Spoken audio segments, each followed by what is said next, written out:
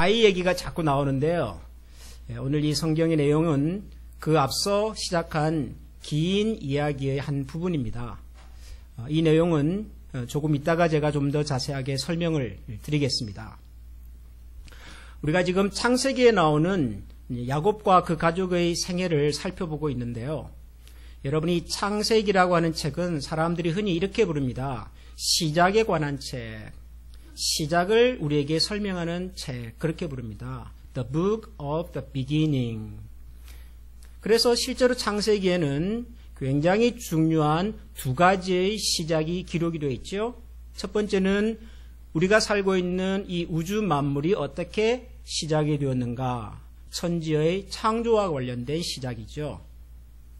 또 다른 시작은 이스라엘이라고 하는 한 민족의 시작입니다. 하나님께서 온 인류를 구원하시고 사랑하시기 위해서 이스라엘이라고 하는 한 민족을 선택하셔서 부르시는데, 이 이스라엘 민족이 어떻게 시작이 되었는가 하는 것을 창세기는 보여주지요. 이스라엘 민족의 시작은 우리가 잘 아는 아브라함에게서부터 시작이 되었습니다. 갈대아 우르라고 하는, 지금으로 따지면 페르시아만 근처에 있었던 이 조그마한 도시 우르에 살고 있던 아브라함과 그 가족을 불러서 하나님께서는 장차 내 후손을 바다의 모래알처럼 하늘의 별처럼 많게 하겠다. 그리고 내가 너를 통해서 이 세상 모든 민족을 축복하겠다. 그런 하나님의 약속과 축복을 주심으로 이 아브라함에게서부터 이제 새로운 하나의 민족이 시작이 됩니다. 하나님께서 이 아브라함에게 주셨던 약속과 축복은 이제 아브라함을 이어서 그의 아들 이삭에게로 이어지고요. 또 이삭에게 주어졌던 그 약속과 축복은 이삭의 아들 야곱에게로 또 주어지지요. 자, 그러면 이제 퀴즈입니다. 퀴즈. 야곱에게 주어졌던 하나님의 약속과 축복은 그 다음 아들 누구에게로 이어졌을까요? 지금 대답 안 하시는 것이 맞습니다. 괜히 한 말씀 하셨다가 또 정답이 아니면 서로 미안하니까요. 그런데 창세기를 잘 읽어보면 아브라함, 이삭, 야곱, 그 다음 누가 등장하죠? 요셉이 등장하지요. 요셉. 그래서 우리 생각에 아브라함, 이삭, 야곱으로 이어져 왔던 하나님의 약속과 축복이 요셉에게로 이어졌겠구나, 그렇게 생각할 수 있습니다. 당연히 그렇게 생각하실 수 있고요. 그걸 또 틀렸다고 말하기도 그렇습니다. 왜냐하면 실제로 요셉은 큰 축복을 받습니다. 요셉은 야곱의 12아들들 중에 하나인데 그 12아들들이 나중에 다 이스라엘 12지파의 조상이 되잖아요. 그죠? 그런데 다른 아들들은 각각 다 자기 이름으로 된 하나 지파의 조상이 되지만 요셉 대신에 요셉의 두 아들이 지파가 됩니다. 두 아들의 이름이 하나는 에브라임, 하나는 므낫세입니다. 그러니까 요셉은 다른 아들들에 비해서 2배의 복을 받았다, 그렇게도 말할 수가 있지요. 또 실제로 요셉은 아버지 야곱과 그의 형제들이 가뭄으로 고생을 할 때 일찌감치 이집트의 총리가 되어 있어가지고 가족들을 가뭄에서 구하고 또 그 가족들을 다 이집트로 불러다가 이집트에서도 가장 비옥한 땅, 고센 땅에서 살 수 있도록 그런 안내를 해준 말 그대로 구원자의 역할을 합니다. 성경에서. 그래서 하나님의 약속이, 복이 요셉에게로 이어졌구나, 그렇게 생각하실 수 있습니다. 그렇지만 정답은 아니겠지요. 제가 이렇게까지 설명하는 거 보면 분위기상 요셉은 아닌가 보구나 생각하시겠지요. 정답은 누구죠? 유다입니다. 유다. 오늘 설교의 제목이 유다잖아요. 유다, 그는 누구인가? 그것이 알고 싶다, 이거잖아요. 유다. 유다가 아브라함, 이삭, 야곱으로 이어져 왔던 하나님의 약속과 축복을 이어받은 그런 하나님의 언약의 주인공으로 등장합니다. 유다. 근데 여러분, 제가 이렇게 유다가 바로 하나님의 그 약속과 축복을 이어받은 아들입니다라고 말하면 살짝 고개를 갸우뚱하실 분들이 있습니다. 왜냐하면 유다를 잘 모르겠어요. 여러분, 유다를 좀 아십니까? 우리가 아는 유다가 있기는 있어요. 누구죠? 가룟 유다잖아요. 가룟 유다. 근데 지금 우리가 말하려는 유다는 그 유다가 아니죠. 성경에 나오는 야곱의 12 아들들 중에 한 분이었던 유다라고 해요. 유다. 근데 여러분, 그 야곱의 아들이었던 유다에 대해서 여러분 혹시 기억나는 이야기가 있습니까? 거의 없죠. 요셉도 알겠고, 또 야곱의 아들들 중에는 훗날 모세와 아론의 조상이 되는 레위라는 아들도 있습니다. 레위 지파 있잖아요. 제사장 지파. 굉장히 경건한 가문이죠. 뭐 그런 아들도 있고요. 또 누가 뭐라고 해도 유대 사회에서나 또 한국 문화에서나 대부분의 나라에서 큰아들이 중요하잖아요. 맏아들 르우벤. 그러니까 맏아들 르우벤도 있고, 그리고 모세와 아론 같은 경건한 후손을 낳았던 레위 같은 아들도 있고요. 그리고 무엇보다도 요셉같이 걸출한 아들이 있는데, 근데 어떻게 유다가 아브라함, 이삭, 야곱에게 주어졌던 그 하나님의 특별한 언약과 약속의 주인공이 되었을까? 여러분 좀 궁금하지 않으십니까? 저는 궁금해요. 어떻게 유다가 그 중요한 역할을 감당할 수 있었을까? 왜냐하면 창세기라는 성경을 읽어보면 유다에 대한 내용이 그렇게 많지가 않아요. 있기는 있는데요. 잘 들여다보면 유다에 관한 이야기가 한 가지 등장을 하는데요. 여러분, 그 내용이 좀 이상한 내용이에요. 아니, 뭐 이런 내용이 다 성경에 있지? 하는 생각이 들 만큼. 여러분, 롯 아십니까? 아브라함의 조카 롯? 롯이 소돔과 고모라에서 나와가지고 아내는 소금 기둥이 되고 가족과 재산 다 잃고 딸 둘만 남잖아요. 그런데 나중에 롯이 두 딸들과 함께 아주 이상한 일을 해요. 그와 비슷한 일이 유다에게 있었어요. 그러니까 유다가 있기는 있는데 성경에서 그렇게 뭐 경건하거나 하나님의 은혜와 약속을 받을 만한 사람으로 소개가 되지 않아요. 근데 어떻게 유다일까요?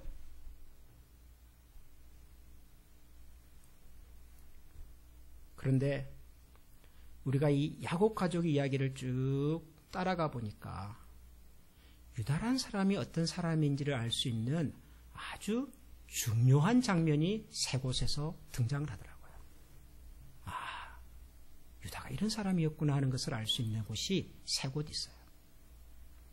제일 먼저 유다가 성경에서 제일 먼저 소개되는 장면은 요셉 이야기가 시작될 때예요.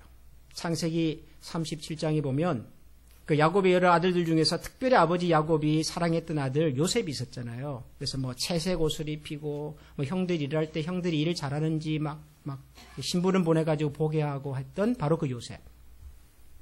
그러니까 아버지가 요셉을 이렇게 특별하게 사랑하고 나머지 형제들은 그렇게 사랑하지 않는 것 같고 자기들은 열심히 일하는데 동생한테는 좋은 옷 입혀가지고 막 형들을 감시나 시키는 것 같고 이 형들의 마음이 굉장히 불편했잖아요.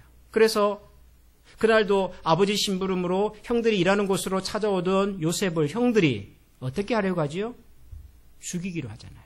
저 녀석 평소에는 늘 그래서 이 요셉을 형들이 이제 죽이기로 작정을 하고 실제로 구덩이에다가 던져버리잖아요. 죽이려고 던진 거죠. 죽이려고. 근데 그때 요셉을 죽이지는 알자. 그래도 요셉은 우리 혈육 아니냐? 우리 동생 아니냐?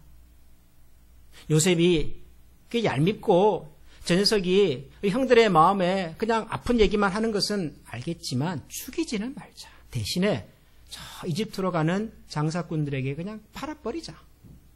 그렇게 해서 구덩이에 빠졌던 죽을 뻔했던 요셉을 살리자고 얘기한 사람이 있었습니다. 그 사람이 누구였을까요? 유다였어요. 유다. 그런데 그 창세기 37장을 읽어보면 그날 구덩이에 빠졌던 요셉을 죽이지 말자라고 말한 사람은 유다 한 사람이 아니었어요. 유다보다 먼저 얘기한 사람이 있었어요. 누군 줄 아세요? 루벤이었어요. 루벤. 루벤이 누구죠? 큰형이잖아요. 큰형. 맏형이잖아요. 이 루벤이 동생들에게 그렇게 말합니다. 얘들아, 요셉을 미워하는 것은 알겠지만 요셉을 죽일까지 할 필요는 있겠냐? 죽이지는 말자. 루벤이 그렇게 얘기를 해요. 큰형이 동생들 앞에서. 그런데 큰형이 그렇게 얘기를 했음에도 불구하고 나머지 동생들은 요셉을 잡아다가 구덩이에다가 던져버려요. 큰형이 얘기했는데. 그런데 구덩이에 던지고 난 다음에 그때 유다가 다시 말합니다. 요셉을 죽이지는 말자. 그냥 장사꾼들에게 팔아버리면 좋겠냐. 유다가 그렇게 얘기를 하는데요. 형제들이 유다 말을 들어요. 큰형 루벤이 요셉을 죽이지 말자고 할 때는 그 말을 아주 가볍게 들었던 형제들이 유다가 얘기하니까 그 말을 들어요. 유다는 야곱의 네 번째 아들입니다. 큰형 루벤 밑으로 형들이 둘 더 있고요. 유다는 넷째 아들입니다. 그런데 큰형이 하는 얘기는 안 듣는데요. 형제들이 넷째 형 유다가 하는 얘기를 들어요. 여러분 이게 무슨 말이죠? 여러분 집안 모임에 가가지고 형제들이 여럿 있는데 팔남매가 있는데 아니 큰형님이 큰누님이 한마디 하시는데요. 동생들이 별로 잘 안 알아들어요. 잘 순종을 잘 안 해요. 아니 그런데 넷째 형이 넷째 누나가 한마디 하니까 모든 형제들이 그 말을 다 귀담아 들어요. 무슨 얘기죠 이게? 그 집안에서 그 형제 가운데서 누가 가장 영향력이 있다? 누가 가장 신임을 받는다? 바로 넷째 형인 거예요. 유다인 거예요. 유다. 아, 유다가 이런 사람이었구나. 유다가 큰형 루벤의 얘기보다도 다른 형제들에게는 훨씬 더 그 이야기를 다른 형제들이 귀담아 듣는, 다른 형제들로부터 더 큰 신임을 받는 그런 형제가 바로 유다였구나 하는 것을 알게 해주는 장면입니다. 왜 그랬는지는 모르겠어요. 왜 다른 형제들이 큰형 루벤도 있고 그리고 레위같이 경건한 그런 형도 있는데도 불구하고 왜 하필 유다의 말을 그렇게 귀담아 들었는지 성경이 설명을 안 하니까 모르겠어요. 그러나 확실한 건 뭐죠? 유다가 형제들 가운데서 가장 신임을 받고 있었다는 거예요. 가장 영향력을 끼치는 사람이었다는 거죠. 그런데 유다가 이 형제들 가운데서 다른 형제들로부터 신임과 그리고 영향력을 끼칠 수 있게 된 이유가 뭔가를 보여주는 또 다른 장면이 등장합니다. 두 번째 유다가 등장하는 곳이에요. 그곳은 창세기 43장에 형들이 아버지 야곱하고 막내 동생 베냐민 때문에 막 대화를 하는 장면이에요. 그게 무슨 얘기냐면 이제 야곱과 그 가족이 살던 가나안 땅에 가뭄이 찾아왔잖아요. 그래서 야곱이 아들들을 아직까지는 양식이 풍성해 보이는 이집트로 보내가지고 양식을 사오게 합니다. 그래서 야곱의 아들들이 아버지 말을 듣고 이제는 양식을 구하러 이집트를 가죠. 근데 이집트에 양식 사러 갔다가 거기서 오해를 받습니다. 이집트를 정탐하러 온 정탐꾼 아닌가. 낯선 곳에서 찾아온 사람들이 스파이 아니냐. 그런 오해를 받습니다. 그래서 야곱의 아들들이 우리는 스파이가 아닙니다. 우리는 저 가나안 땅에 살고 있는 그런 사람들입니다. 실제로 우리 집에는 연로하신 아버지도 계시고 이곳에 같이 오진 않았지만 우리 동생, 막내 동생도 아직 있습니다. 그렇게 자기 집안 얘기를 해요. 자기가 스파이가 아니라는 것을 설명하는 과정 속에서. 근데 그 이집트의 총리가 누구죠? 요셉이잖아요, 요셉.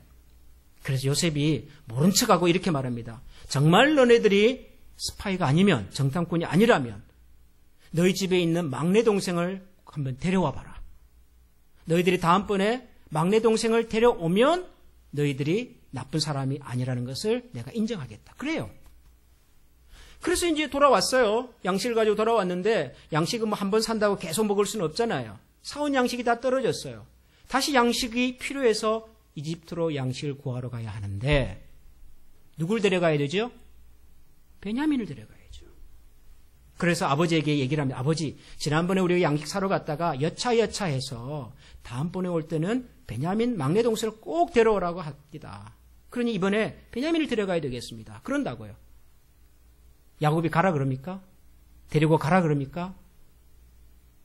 야곱이 막내 베냐민만큼은 내가 절대 절대로 보낼 수 없다 그럽니다. 왜 그러죠? 베냐민은 요셉의 동생인데 요셉과 베냐민은 야곱이 가장 사랑했던 아내 라헬의 아들들입니다. 근데 그 아들들 중에서 하나인 요셉을 잃었잖아요. 어떻게 사라졌는지도 몰라요. 다른 아들들이 와가지고 뭐 피 묻은 옷을 가지고 오니까 동물한테 이렇게 잡혀갔나 보다 짐작만 할 뿐이지 내 아들 요셉이 어떻게 됐는지를 모르고 평생을 살았어요. 그런데 이제 하나 남은 베냐민마저 데려간다니 야곱이 그 아들만큼은 보낼 수가 없는 거예요. 내 눈에 흙이 들어가기 전에는 요즘식으로 번역하면 그런 거예요. 내 눈에 흙이 들어가기 전에는 절대로 베냐민을 보낼 수 없다. 완강하게 야곱이 버팁니다. 근데 베냐민 못 가면 양식 구합니까? 못 구해요. 양식 못 구하면 야곱과 그 가족이 그 가뭄을 이겨낼 수 있습니까? 못 이겨내요. 이거는 동생 하나를 데리고 가냐의 문제가 아니라 이 집안이 죽느냐 사느냐의 문제라고요. 죽느냐 사느냐의 문제를 결정해야 하는데 베냐민 때문에 지금 형들이 이러지도 저러지도 못하고 있어요. 그런데 그때 그 아버지 앞에 나와서 이렇게 이야기하는 아들이 있었습니다. 아버지, 만약 이번에 우리가 베냐민을 데리고 갔다가 베냐민을 데리고 오지 못하면 모든 책임을 제가 지겠습니다. 제 목숨과 제 생명을 걸고 제가 막내 동생 베냐민 데려갔다가 다시 베냐민 데려오겠습니다. 라고 말한 아들이 있었어요. 누구였을까요? 유다였어요. 야곱의 아들이 12입니다. 요셉 하나가 빠져서 11명인데요. 지금 아버지 야곱이 막내 베냐민은 절대로 보낼 수 없다고 그래요. 왜 못 보내죠? 요셉에 대한 트라우마가 있는 거예요. 요셉도 내가 어떻게 됐는지 모르고 지금 한평생 이렇게 마음에 응어리를 가지고 살았는데 베냐민마저 내가 보내면 내가 무슨 낙으로 사냐는 거예요. 그런데 그런 아버지 야곱 앞에 나와서 감히 아버지를 설득할 만한 아들이 없었어요. 왜 못했을까요? 다른 아들들이. 왜 다른 아들들이 야곱 앞에 나와서 아버지 걱정하지 마십시오. 우리가 베냐민 동생 데려갔다가 잘 데려오겠습니다. 왜 그렇게 설득을 못하죠? 요셉 이야기에 대해서 모두 다 마음에 짐이 있잖아요. 모두가 다 요셉 사건에 대한 공범들이잖아요. 왜 아버지 야곱이 한평생을 저렇게 마음에 응어리를 가지고 살 수밖에 없었는가에 대한 다 죄책감을 가지고 있는 아들들이잖아요. 아무도 아버지 앞에 나와서 그렇게 얘기하지 못해요. 요셉 얘기는 그 집안의 금기어예요. 금기어. 아무도 요셉 얘기를 못해요. 만약에 요셉 얘기를 해서 아버지의 마음을 풀어줘야 한다면 누군가는 과거에 있었던 요셉 이해에 대한 책임을 져야 돼요. 그때 너희들 뭐 했냐? 내가 요셉 보냈을 때 너희들은 도대체 뭐 했길래 요셉이 그렇게 동물에게 짐승에게 사로잡혀 간단 말이냐? 라고 했을 때 누군가는 설명을 해야 돼요. 근데 설명할 용기가 없는 거예요. 그에 대한 책임질 사람이 아무도 없어요. 르우벤도 나서지 않습니다. 레위도 나서지 않습니다. 그 누구도 나서지 않습니다. 근데 유다가 나와요.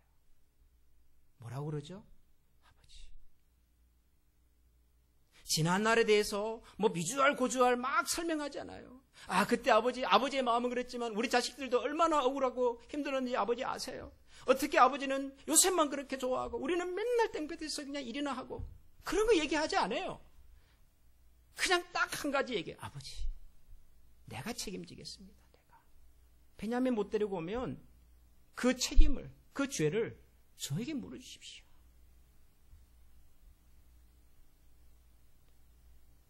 왜 다른 형제들이 유다를 신임하는지 알겠어요. 누군가가 책임을 주고 누군가가 희생을 해야 할 때 희생하겠다고 나설 수 있는 사람이 여러분 많지 않습니다. 세상에서 제일 소중한 것이 내 목숨인데요. 내 가족인데요. 우리 교회고요.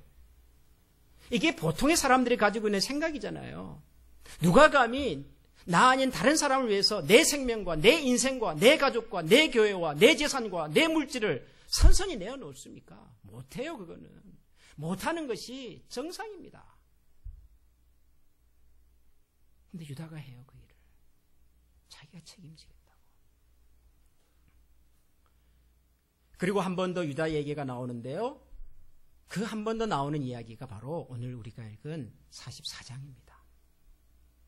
오늘 이 44장은 이제 그 아버지를 설득해서 베냐민을 데리고 왔죠. 그래서 이제 양식도 잘 샀어요. 돌아갑니다. 근데 돌아가다가 요셉의 은잔이 사라졌다는 소문을 듣고 요셉의 부하들이 바로 형제들을 쫓아옵니다. 우리 총리의 은잔이 사라졌습니다. 혹시 당신들 짐 속에 누군가가 가져갔을지도 모르겠습니다. 죄송하지만 우리가 조사를 좀 해봐야 되겠습니다. 그래서 돌아가던 형제들의 짐을 다 검사를 합니다. 그런데 그 짐 속에서 요셉의 은잔이 발견이 돼요. 누구 짐이죠? 베냐민 짐이에요. 물론 베냐민이 가져간 건 아니에요. 요셉이 일부러 베냐민을 묶어두려고 요셉이 그렇게 한 거예요. 그러나 아무튼 애굽의 총리의 은잔이 분실됐는데 분실된 은잔이 베냐민의 짐에서 나왔어요. 어떻게 되지요? 다 잡아갑니다. 집으로 돌아가던 야곱의 아들을 다 잡아갑니다. 그리고 다시 조사가 시작이 됩니다. 근데 그 자리에서 요셉이 이렇게 말합니다. 너희들이 다 벌을 받을 필요는 없다. 내 잔이 발견된 그 사람 한 사람에게만 내가 벌을 내리겠다. 누구죠? 자기 친동생 베냐민. 베냐민을 붙잡아 두겠다는 거예요. 그런데 베냐민을 붙잡아 두겠다는 이 이집트 총리의 말 앞에서도 다른 형제들이 아무 말을 못해요. 아니 무슨 말을 하겠어요. 일단 죄는 확인이 됐잖아요. 우리 일행 중에 지금 총리의 은잔이 발견된 것은 사실이고, 그리고 그 은잔은 막내 동생 베냐민의 집에서 나온 것도 사실이고, 총리가 그래서 은잔을 훔쳐간 그 죄를 물어서 베냐민을 묶어두겠다는 것도 사실이고, 아니 자기들이 어떻게 무슨 수로? 근데 문제는 뭐죠? 아버지잖아요, 아버지. 이 동생 베냐민을 데려올 때 아버지가 내가 이 아들마저 잃으면 나는 더 이상 살 소망이 없다. 그러고 보낸 아들이잖아요. 근데 그 아들을 못 데려가요? 베냐민을 지금 다시 아버지를 보게 할 수가 없는 상황이에요. 그런데도 아무도 그 앞에서 베냐민을 용서해달라고 구해달라고 말하지 않습니다. 아니 못합니다. 근데 그때 애굽의 총리 앞에 나와서 정중하게 무릎을 꿇고 우리 동생 베냐민을 돌려보내주실 수는 없겠습니까? 이 동생 베냐민을 벌을 주셔야 한다면 혹시 그 벌을 제가 받으면 안 되겠습니까? 저를 붙잡아 주시고 저에게 그 벌을 내려주시고 우리 동생 베냐민을 꼭 좀 보내주십시오. 라고 말한 아들이 유다입니다. 유다 얘기를 들어보면 유다가 동생 베냐민을 돌려보내달라고 말한 핵심이 딱 한 가지예요. 뭐 자기가 옛날에 이렇게 베냐민 데리고 올 때 우리 아버지하고 약속을 했습니다. 뭐 그런 얘기가 아니에요. 우리 아버지에게 또 하나 아들이 있었는데 그 요셉 이야기를 하면서 그 아들을 잃고 우리 아버지가 소망이 없이 한평생을 살았습니다. 머리는 하얗고 이제는 더 이상 세상에 대한 낙이 없는 분인데 그나마 이 막내 아들 하나 보고 평생을 사신 분인데 이 아들마저 돌아가지 못하면 이제 우리 아버지는 돌아가십니다. 하얀 백발을 가지고 이제 내 인생이 수월로 내려간, 수월은 지옥이란 얘기예요. 죽음이란 얘기예요. 이 아들 못 보면 이리 우리 아버지 돌아가시는데 아니 그 아버지의 아들로서 자식으로서 우리 아버지가 이렇게 사는 것을 제가 어떻게 볼 수가 있습니까? 그러니 제 벌을 의뢰해 주시고 베냐민을 제발 좀 보내주십시오. 그런데 여러분 유다의 이 한마디에 누군가의 마음이 흔들리기 시작을 합니다.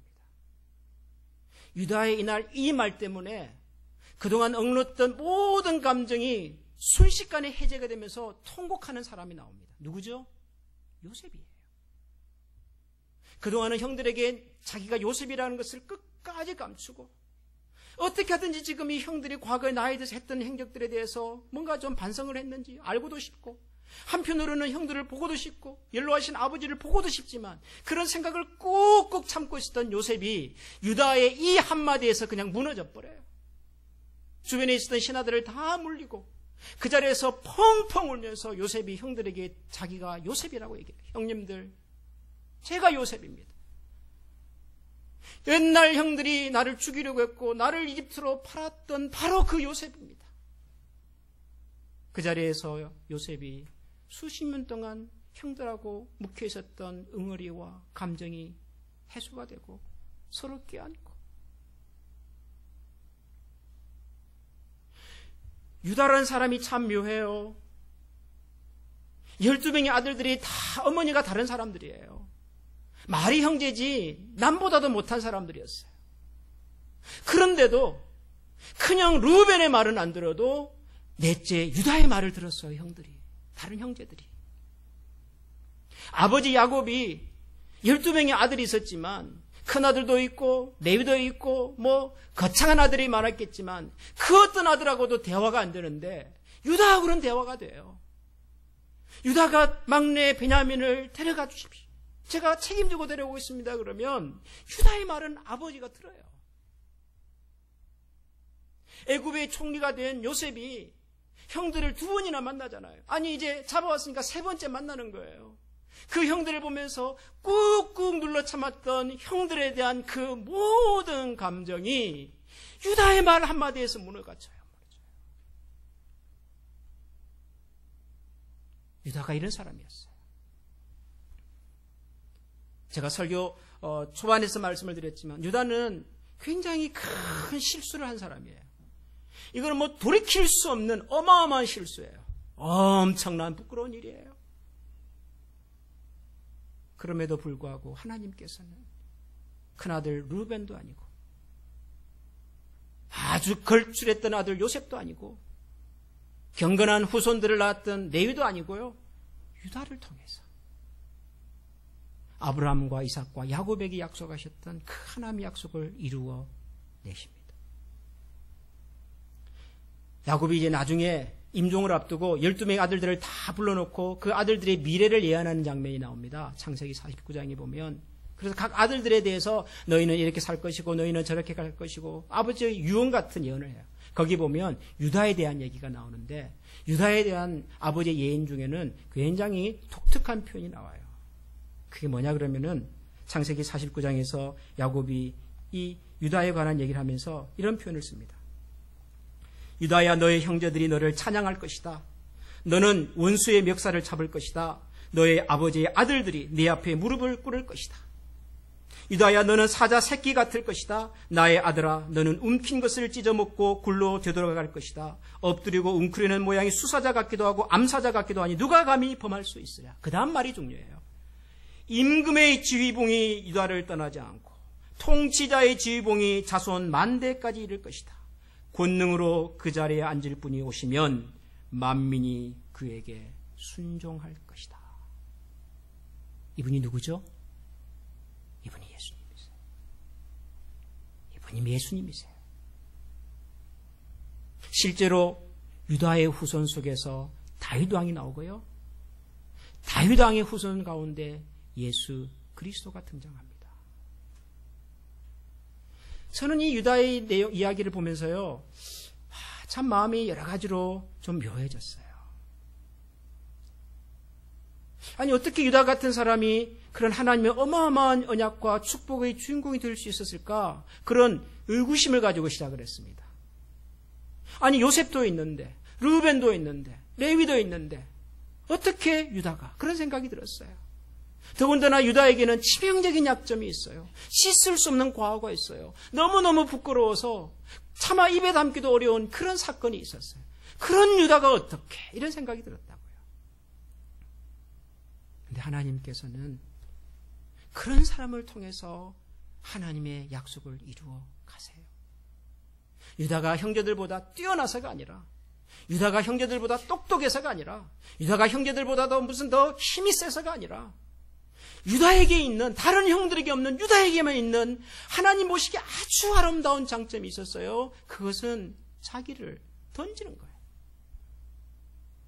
형제들을 위해서 자기를 비우는 거예요. 아버지를 위해서 자기의 생명을 거는 거예요. 자기가 아버지와 형제들에게 지었던 그 모든 허물들을 기억하고 자기의 인생과 생명을 걸고 다시 한번 그 가정과 그 모습을 회복하기를 원하는 그런 헌신의 마음이 유다에게 있었어요. 아버지, 벌을 내리시려거든 저에게 내려주십시오. 근데 여러분, 이 얘기 어디서 들어본 얘기 같지 않습니까? 그로부터 오랜 세월이 흘러서 겟세마네 동산에 십자가에 달렸던 어떤 한 분이 그런 얘기 하잖아요. 아버지요, 지금 저들이 무슨 일을 하고 있는지를 모릅니다. 저들에게 죄를 묻지 말아 주십시오. 저들의 죄를 용서해 주십시오라고 하시잖아요. 자기의 생명과 자기의 모든 것을 십자가에 내던지면서 아버지 하나님의 뜻을 이루겠다고 나선 분이 계셨잖아요. 유다가 바로 그분의 조상이더라고요. 여러분, 우리가 크리스찬으로 산다고 하는 것이 결국은 뭐겠어요? 예수님 닮아서 예수님처럼 살아보겠다는 거 아니겠습니까? 예수님의 삶이 뭐예요? 자신의 모든 것을 저와 여러분의 허물과 죄를 위하여 그냥 던져주신 거잖아요. 헌신해 주신 거잖아요. 희생해 주신 거잖아요. 성경이 우리에게 보여주는 선한 영향력이라고 하는 것은 여기에서 오는 겁니다. 성경이 우리에게 보여주는 리더십이라고 하는 것은 여기에서 오는 겁니다. 누군가보다 더 많이 갖고 높은 곳에서 큰 힘을 가져서 영향력을 행사하는 영향력은요, 누구나 할 수 있어요. 겉으로 할 수 있어요. 조금 할 수 있어요. 그러나 그 사람의 내면까지 그 사람의 말에 귀를 기울이게 만들고 그 앞에 머리를 숙이게 만드는 그런 순종과 청종은요, 자기 헌신과 자기 희생이 없으면 불가능해요. 왜 요즘 우리가 살면서 우리 주변에 어른다운 어른이 안 보인다, 리더들이 안 보인다, 지도자가 없다, 왜 그런 얘기를 하죠? 아니, 대통령이 있잖아요. 정치든 경제든 그 분야에 탁월한 리더십을 발휘하는 사람들이 있잖아요. 그런데도 왜 우리들은 리더를 찾고 어른을 갈구하고 왜 우리 주변에 우리가 마음을 모아 존경할 수 있는 사람이 없다고들 말하죠? 돈 많은 사람도 있고 높은 지위에 있는 사람도 있고 주변에 많은 사람들을 거느리고 다니는 사람은 있으나 결정적인 순간에 자기를 희생하고 자기를 던지고 자기를 포기해서 그 책임을 제가 지겠다고 말하는 사람이 없잖아요. 우리가 살고 있는 이 세상과 사회에 많은 문제들이 있는데 그 문제들을 지적하고 누군가를 욕하고 탓하는 사람은 많아도 이 모든 문제의 책임이 저에게 있습니다라고 말하는 사람이 없잖아요. 그러니 지도자가 없는 거죠. 그러니 어른이 없는 거고 존경할 사람이 없는 거죠. 그런데 우리가 바로 예수님을 닮겠다고 말하는 사람입니다. 예수님처럼 하겠다는 사람입니다. 예수님처럼 살겠다는 사람입니다. 그래서 유다가 달리 보였어요. 그렇구나. 사랑하는 성도 여러분, 우리 한미교회 가족들은 가룟 유다 말고 이 창세기에 나오는 유다 같은 모습으로 살 수 있으면 좋겠습니다. 거창한 일을 못해도 누군가가 책임을 져야 하고 누군가가 자기를 비우고 희생해야 될 때가 올 때 그 일이 내 일이라고 생각하고 나의 몫이라고 생각하고 그 자리에 나 홀로 설 수 있는 사람들이 우리 가운데 있으면 좋겠습니다.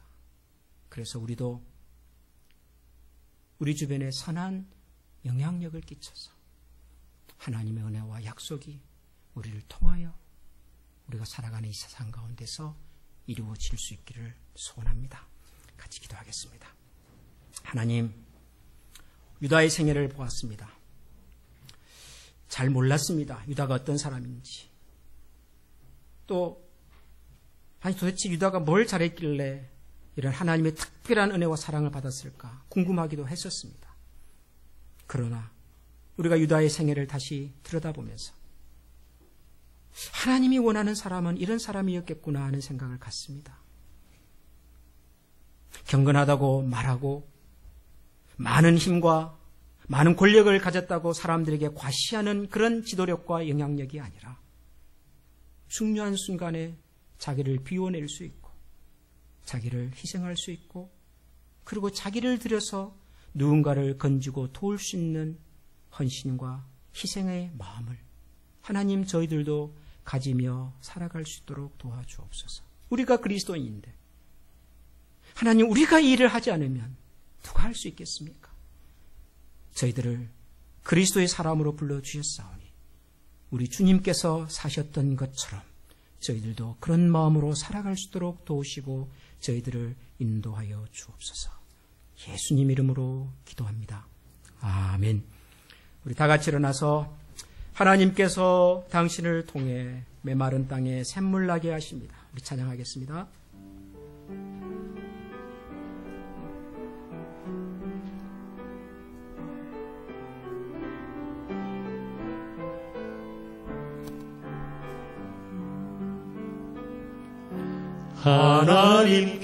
하나님께서 당신을 통해 메마른 땅에 샘물 나게 하시길 가난한 연어 목마른 연어 당신을 통해 주 사랑 알기 원하네. 우리 한 번 더 찬양하겠습니다. 하나님께서 당신을 통해 하나님께서 당신을 통해 메마른 땅에 샘물 나게 하시기를 가난한 연어 목마른 연어 당신을 통해 주 사랑 알기 원하네.